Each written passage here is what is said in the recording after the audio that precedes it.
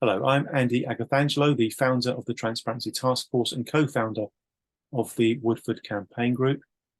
The Woodford Campaign Group is made up of Woodford investors who feel rather aggrieved about what's going on, and we are collectively campaigning to try to help ensure that they are all treated fairly.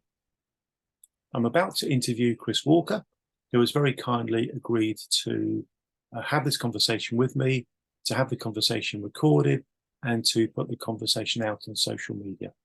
Chris, could I please first of all just invite you to very briefly introduce yourself and explain why you are happy to be having this conversation with me? Thank you, Chris. Thank you, Andy. Yes, my name is Chris Walker. I live in Cranfield, Bedfordshire, and I agreed to have this conversation because I'm really disappointed and upset about what I think is effectively a financial scandal of considerable magnitude going on here. Thanks, Chris. Please tell us what Woodford investment what arrangement did you invest into? I invested in the Woodford Equity Income Fund, C, Sterling Distribution. Thank you. Who is your MP, and would you be happy for us to send him or her a link to the recording of this? By all means. His name is Alistair Strathern. He's actually Nadine Dorris's replacement. And yes, more than happy for you to send a link to the conversation to him. Thanks, Chris. What was it then that actually encouraged you to invest in Woodford? Reputation, recommendations, for example, from people like Hargreaves Lansdown. I'm not with them, but nevertheless, they carry some weight. And of course, his stellar track record. And obviously, feeling that I was backed by the FSCS guarantee, thought it was going to be a safe investment.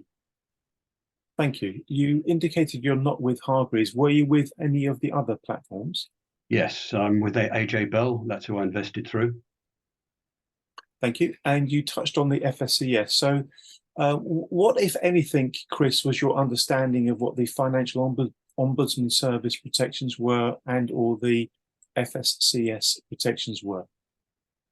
I'm not a lawyer, but my understanding was that in the event of an insolvency, then my investment was protected up to the amount of £85,000, and that would be refunded to me once the insolvency had been confirmed.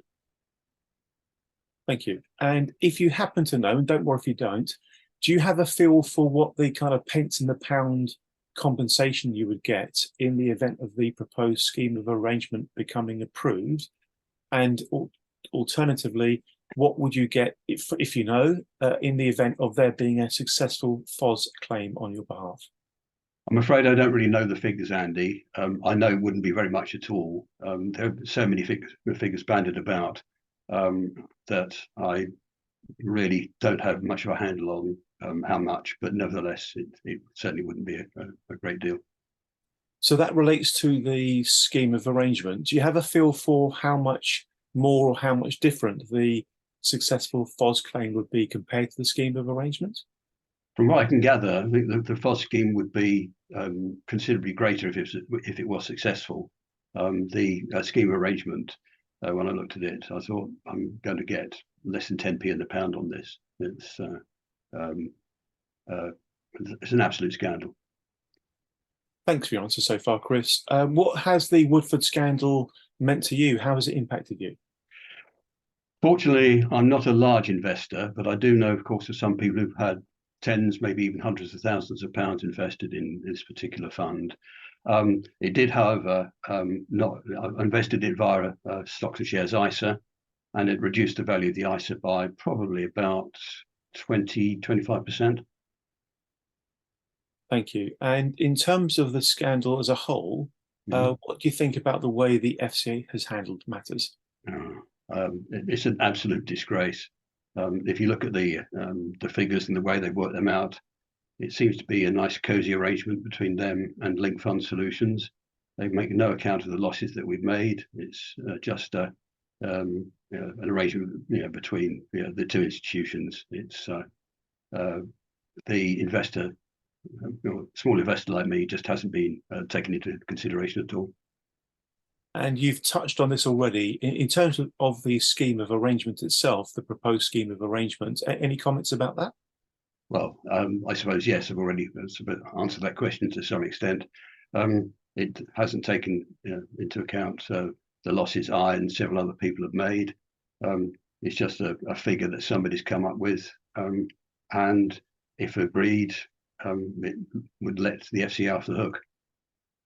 In terms of the voting process and indeed the voting results, any comments on that, Chris? Well, first of all, the voting process was harder than it should have been. I never really understood why I had to resubmit the evidence of my holding to